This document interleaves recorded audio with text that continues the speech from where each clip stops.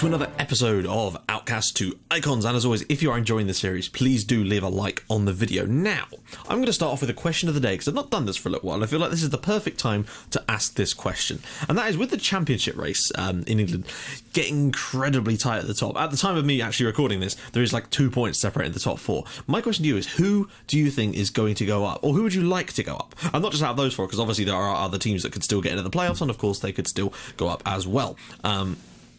But for me, personally, I'd love to see Bournemouth go up. I really, really would. It would be amazing to see a team like Bournemouth actually in the Premier League, and they bloody deserve it the way they've played this year. As for the others, I mean, I don't really mind, actually, because, you know, it could be, obviously it's going to have to be one of those other three for the last automatic spot, but you never know what people like Ipswich, Derby, Brentford could potentially do. I mean, it's tight, but you just never know. So anyway, let me know in the comments on that one. Also, at the time of me recording this, there's been a couple of episodes up now with the new sort of tactic and this season, basically, but because of the way, you know, it's a little bit jarred. I'm surprised at the levels of criticism level towards the new tactic, considering at the time of me recording this, what you've seen, we're top of the league and unbeaten. So it's really, really strange. I wasn't expecting that. I've actually got more criticism about this tactic than I did when I was using ones and we were losing, which is really strange. But hey, whatever. The point is, I'm not going to change it because I like it and it works. So, you know, I've just kind of come to the conclusion in the end that there's always going to be people that aren't happy with what you're doing. And sometimes you just got to say, it's working, so I'm doing it. And that's what we're going to continue to do. So obviously, you know, you're bound to lose games with any tactic unless you're Barcelona or whatever, and, you know, or unless you're Red Star, in which case, you know, their league form was pretty absurd. But that took a long time, and that was mainly because of the team. I think we could have played any tactic and we would have won. So anyway, we've had a few games this month. Not a huge amount, because I wanted to make sure that we kind of balanced it out evenly for the remainder of the season, to make sure that we had a decent amount of games in each episode without having too many. So, let's go through what we had this month. Now, first up, we had Attirau at home, and this was a crucial one for us, because we'd come off the back of a decent win against Astana, turning things around a little bit. This was a really, really weird game. I have to say, I think we deserved it. Again, I really do. Unfortunately, Kozbayev got injured, and that was a little bit shit. But Vitaly Balashov put them in front on 4 minutes, and that was rubbish. Didn't enjoy it at all, as you can imagine. But another one of these really, really, really, in fact, this was even probably the quickest one we've had, insta-highlight. Tungish Bayev equalises for us 3 minutes later, and then the next highlight, they lose the ball from a poor back pass, and Tungish Bayev is onto it again and made it 2-1. They did then equalise again just after half-time. It was a real humdinger of a game, but before Pief, because apparently it's pronounced Pief, I thought it was Piev, but apparently it's pronounced Pief, so I'm going to go with it, scored a penalty for us, which was great, and we managed to hang on for the win. I think we were the better side in terms of looking at the overall stats for this one. Yeah, so there you go. A 3-2 win against Attirau was what we needed, and it kept us going. And it got us back on the winning run. Unfortunately, we couldn't carry that into the game against Shakhtar. And, I mean, I feel like they had one more shot on target, one more shot overall. We had a lot more possession, but that isn't really what matters. The fact is, I still think we were probably value for more than the defeat in this one. I have to say, I was a little bit disappointed to see us actually lose this game. But sometimes you're just going to have that.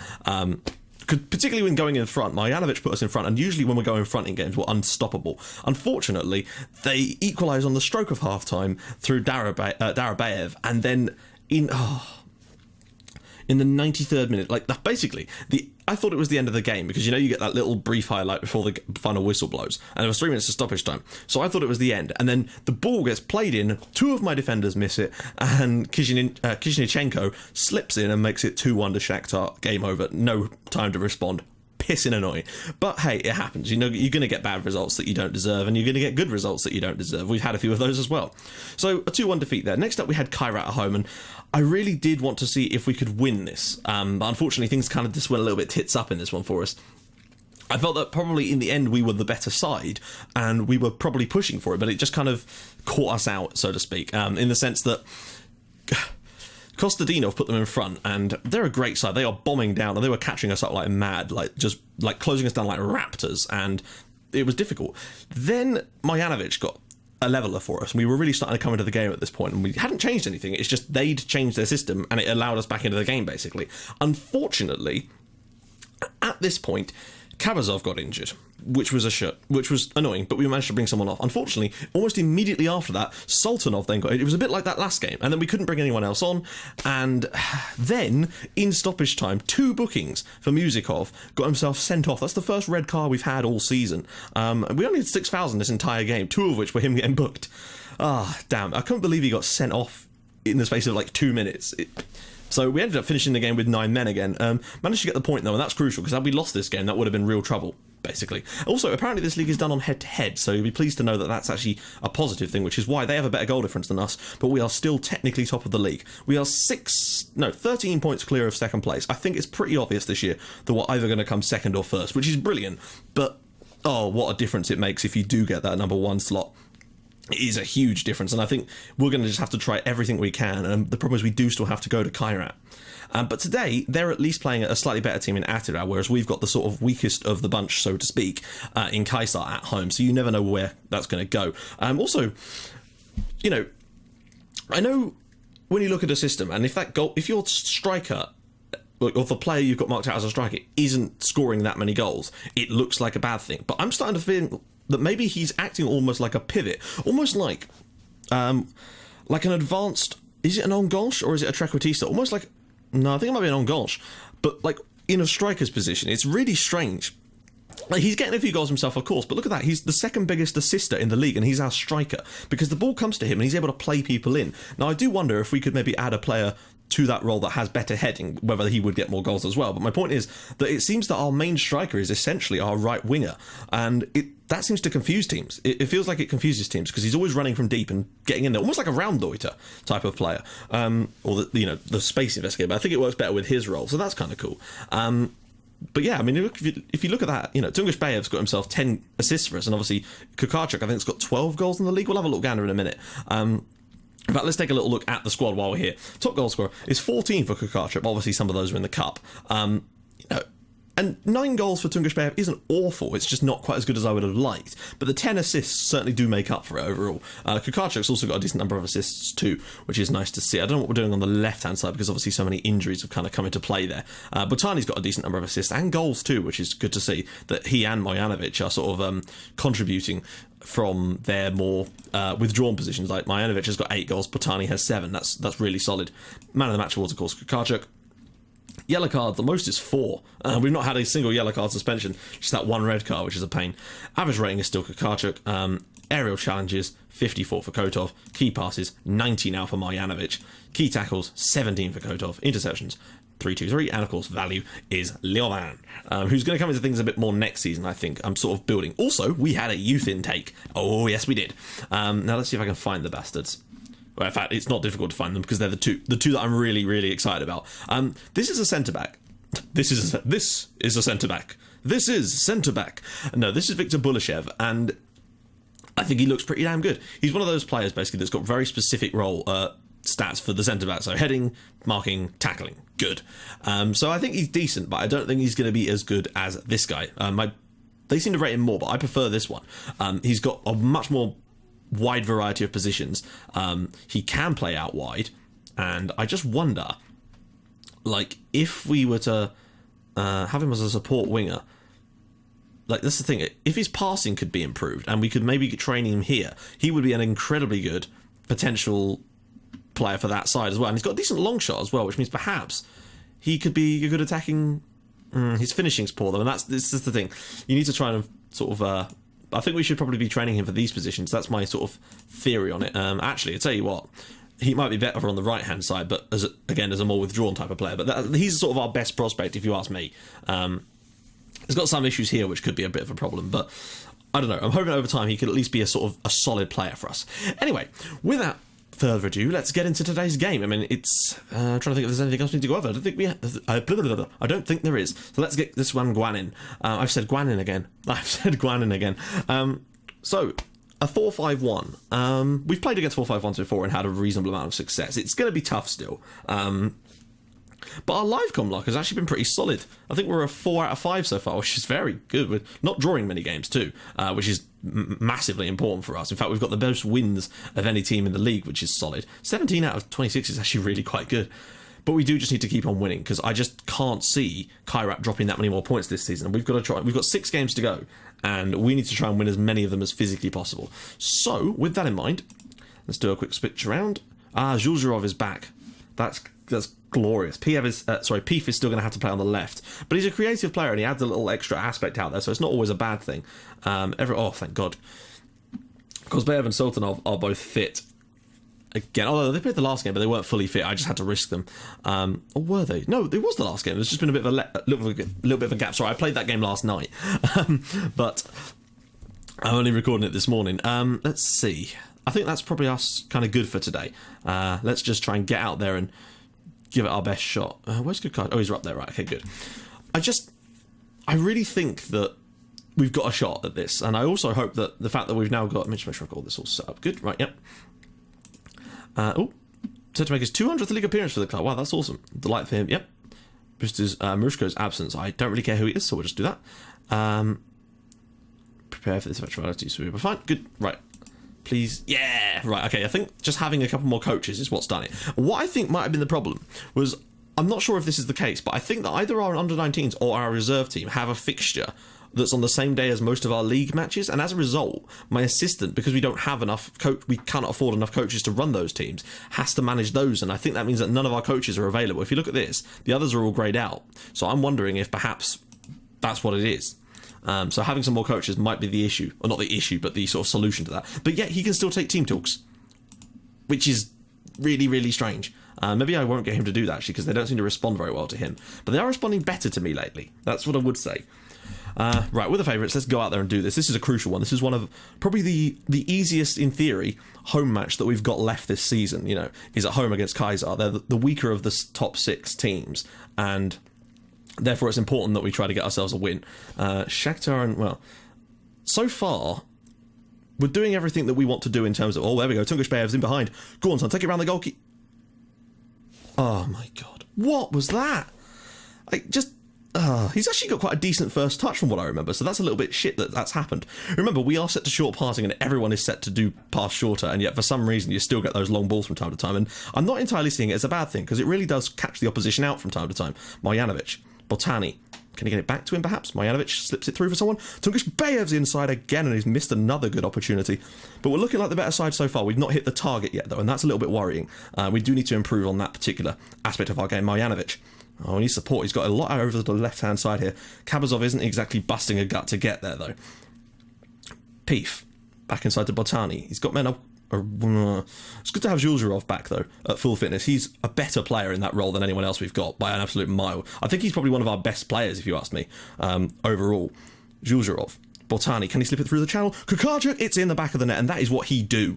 That is our main aspect of goals. Kukarchuk's in there, it's 1-0 to us, and at the moment, I think Kaisar are actually losing. Yes, they are. Kaisar are actually losing, which would be perfect for us. If we could get ourselves a 3-point gap on them, it would give us... I think the ability to potentially the away game at Kaisar. I don't know when that game's coming up. I'm starting to think that the last game of the season, which will be the live com, could be an absolute humdinger. It could be the title decider. Kukarchuk scoring his 15th goal of the season now in all comps. I don't quite remember how many in the league, but the point is we're looking solid at the moment. Couple of good chances, lots of possession. Pass completion is phenomenal today, which is exactly what we wanted. They've had a few shots, but 3 of their 4 shots have been long ranges. So... I'm not too worried about that. That being said, they've still got the potential to score them, as we've seen already. Who's that low on fitness? Botani. What I would be tempted to do if that was the situation is maybe switch it and bring Peef into the middle and then put Kaisar out on that left-hand side for a bit. And, yeah. Particularly if we got a second goal. They've gone 4-3-3, which is fine.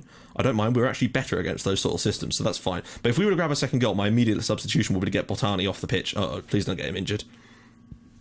And then just try and rest him up then. We're looking really quite good, actually. Oh, fuck me. Well, as much as you could probably now go, well, you should have taken him off. We needed him on the pitch. I'm not making those sort of substitutions 45 minutes into the game when he's not super bad, but I just use super bad as a phrase. Peef is going to come in here. Hopefully that's not too bad. Once again, I'm sorry about that. I keep forgetting to turn my phone on to vibrate. This very early in the morning when I'm recording this one. Right, so Kaisar is going to come on. Hopefully it's not too serious, but at least we've got some backup there. I think he was better than that. I've played him there a few times. Oh, actually, no, wait. No, actually, no, we are going to play them there. We really are lacking on that left-hand side, though. It is shocking how many players. I think we've got all 3 of our first-choice players on the left are out injured, which is mental. But we are still leading 1-0 and playing extremely well so far. I'm really happy with it. Marjanovic, go on, get a second goal, though. Kozbaev. Kenyasariev, go on, son. Oh, good save. Good shave. Good shave. I sound like my good shave. Good shave. Shabanov now. I'm really happy with it so far, but we do need that second goal. We've won a few 1-0s lately, but I'd like just a couple more goals. Well, not a couple more, just one more. Kukarchuk's through again here. Good save on the rebound and another good save. Goalkeeper's done well there. Kukarchuk probably should have done better on the follow-up, or maybe past it, but you can see how dangerous he is just with those runs he makes into the box. They always seem to be able to play it. Oh, what are you doing, Sasa? Calm down. He always seems to be able to get played in quite nicely. Those little ones where they just hold up the play long enough and he makes that wonderful little overlapping run in behind the fullback. It does us a lot of favours here. A corner for us. Ball in Kotov with the big header, and it's 2-0. And that should, in theory, be game, set and match. And at the moment, Kaisar are still losing their game, which is absolutely crucial for us. We've been phenomenal today. 4 clear cuts, 4 half chances, lots of shots, and lots of shots on top. Wow! Okay, Dimitri's showing off. Yeah, okay. Carry on, son. Right, we'll probably make a second substitution now. Who else? Oh, no, he's already looking a little bit worse for wear. I don't want to bring Kukarchuk off. He's playing so well. Perhaps Logvinenko. I'm trying to think where our weakness is. As you can see, look again. He's sort of the one area that's still not flourishing just yet. But I think perhaps if we can... I feel that the role is right. I just think that maybe we don't have the correct player for the role at the moment. For me, because a lot of other roles we could switch it to would just make it way more complicated, and we don't need more complication right now. Cleared up. No. Don't let them have one back now. What is he? Oh, come on. That's disappointing, actually, to concede crap goals like that. Dweeson should have done much, much better. That's really poor. And the defending was also extremely poor. I mean, I don't know what my other defender's playing at there. I know he's dropping back to cover, but then when he's gone past his man, that's when you're supposed to step in and not just let him walk straight past you. I feel like 2-1 is a little bit unfair on us, to be honest. It's a little bit disappointing to actually only win this 2-1. We've been much, much better than that. But hey, a win's a win's a win, and that's what we've done, hopefully, so far today. And it's another win in the live com as well. Go on, just win your big headers, and we should be done in a couple of seconds. A 2-1 win isn't exactly fantastic, but I think on the balance of the game, we were definitely the dominant side and deserved every single thing we get from that game, and that's fine by me. And it looks like Kaisar did in fact lose at Atterau, so only their 3rd defeat of the season leaves us 3 points clear with 5 games to go. I tell you what, that last game, or I tell you what, the game against Kaisar is going to be absolutely crucial. Now, I would do it as a live com, but I think it comes way too soon. So, you know, fact is, I think coming into that last game of the season, this could be an absolute humdinger of a title race. Makes me really really look forward to it. And with 5 games to go, we're very close to wrapping up Europa League. In fact, we can do it in the next match, I think, because we're sort of 15 points clear with 15 points available. And I'd say we've already done it, but, you know, the game doesn't consider that to be actually done, does it? So there you go on that one. So, wow, not bad. I'll take that. Let's just take a quick look at the schedule, see where the Kaisar game is. Yeah, there's only 2 games in between, unfortunately, and we've got Astana at home on the final day. We've only got 2 home games left, though, so that could be a little bit of an interesting one. Not entirely sure what Kaisar have got to do in their next few games. Schedule? Can we look at their schedule? Yeah, we can. Okay, good. So they've got Shakhtar at home, Astana away, us, and then they've got Atiro at home. Annoyingly, they've got 3 home games left, and their 2 away games are against 2 of the weaker ones, so they've got a good run in, and we're going to have to do a hell of a lot to try and get past them, but you just never know. So guys, I will join you for the final game of the season at home to Astana. We've got a decent record against them this year. I think we've beaten them a couple of times anyway. Yeah, we've beaten them 2 out of 3 times so far, so that bodes well. So if you've enjoyed this episode, please do drop a like on the video, and if you'd like to even more than that, please subscribe to my channel for more videos in your inbox every single day at 5:30 and 8 o'clock, and I will see you guys in the next episode for what could be a massive title deciding match against Astana on the final day. Let's see if we can do it. I'll see you guys soon. Bye bye.